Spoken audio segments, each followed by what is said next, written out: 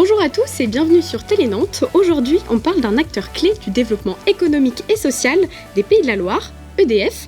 Car oui, le groupe ne se contente pas de fournir que de l'électricité, il joue aussi un rôle crucial en soutenant la formation, l'emploi et en faisant travailler les entreprises locales. Pour mieux comprendre ses actions, j'ai le plaisir d'être avec Olivier Richard. Bonjour Olivier. Vous travaillez à la direction des achats. Qu'est-ce que le groupe EDF représente dans l'emploi local aujourd'hui ? Le groupe EDF, dans la région des Pays de la Loire, c'est une grande diversité de métiers. C'est des métiers très techniques, des métiers de l'informatique, des métiers des plateaux clientèle, les RH, les achats. On trouve ces métiers chez EDF, chez Dalkia, notre filiale qui exploite les réseaux de chaleur, chez Framatome, qui exploite 4 usines de la filière du nucléaire sur le territoire, et puis chez Enedis, qui entretient les réseaux de distribution et qui raccorde nos clients. Au total, sur la région, c'est environ 5000 salariés, auxquels on peut ajouter 12 000 emplois induits. Donc il y a beaucoup de relations à faire avec les acteurs économiques et institutionnels en Pays de la Loire.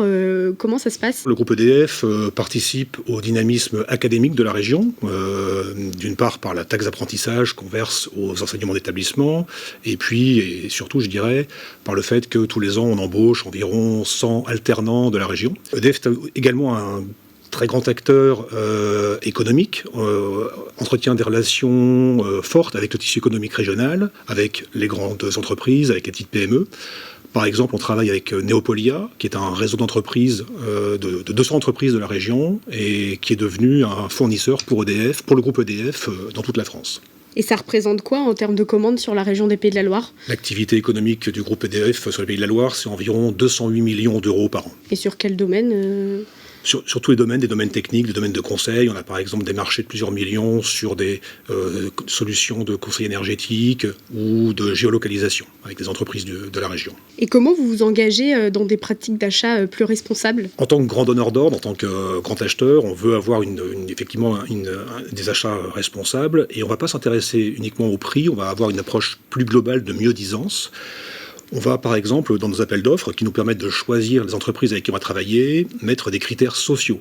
Par exemple, on sera intéressé par une entreprise qui aura un meilleur taux de CDI. Et c'est déjà le cas aujourd'hui. Dans 100% de nos marchés, de nos achats, on embarque également des critères environnementaux pour limiter l'émission des gaz à effet de serre et pour limiter l'utilisation des ressources. Par ce biais, on veut contribuer dans les achats à devenir un énergéticien plus responsable, plus respectueux de l'environnement et des populations. Merci d'avoir été avec nous, Olivier. Et pour en savoir plus sur l'impact économique d'EDF en Pays de la Loire, rendez-vous sur edf.fr.